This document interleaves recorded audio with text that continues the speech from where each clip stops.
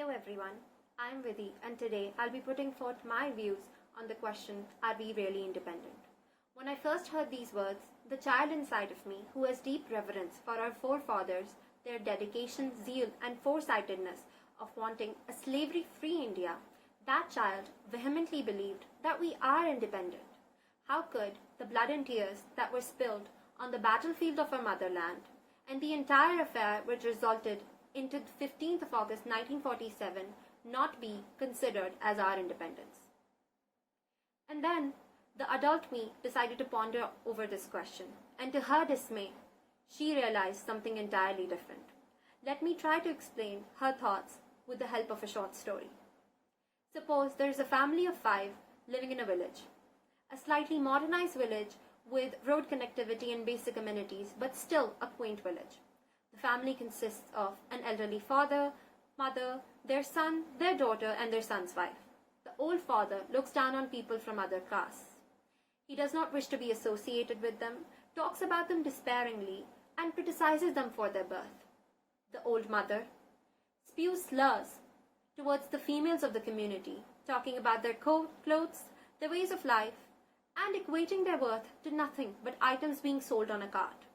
The son, having been influenced by his parents, is, although literate, but completely uneducated and extremely prejudiced. He spends his time managing a tea shop nearby the house and employs young, uneducated children as servers. The son's wife is illiterate and knows nothing of the world except of that within the kitchen. In the dark and gloomy nights, she is at the mercy of her husband and has no clue of what consent is. And even if she did, there would be nothing that could help her, for it is still considered legal in India. The elderly couple's only daughter has also never entered the school gates, but she has mastered the craftsmanship of tailoring, and after much struggle with her parents, she has finally been able to work at a nearby village. However, she still flees her workplace, when dusk arrives for fear of being out and about during the dark. Now, this might seem irrelevant to a vast majority of the people listening, but it is the truth. Not so blatantly obvious, but still lurking in the shadows of our lives.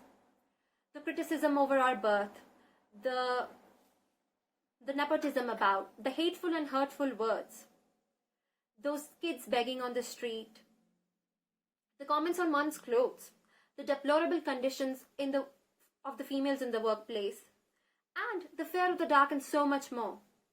The fear that stops us from seeking our own basic rights. Independence means no foundations. And yes, we have gained independence from the Britishers, but we have not gained independence by the bounds that were put on us by our own very selves. And the major reason behind that is that we don't know what independence is. To a vast majority of us, independence is a word that comes out a day before Independence Day, just so that we can use it on our stories or make a post about it. It means nothing more to us. And as Albert Einstein said, freedom, in any case, is only possible by constantly struggling for it. And sorry to say to that child in me, we have ceased our struggles, turning into beings that accept what is handed to them, never questioning and never trying.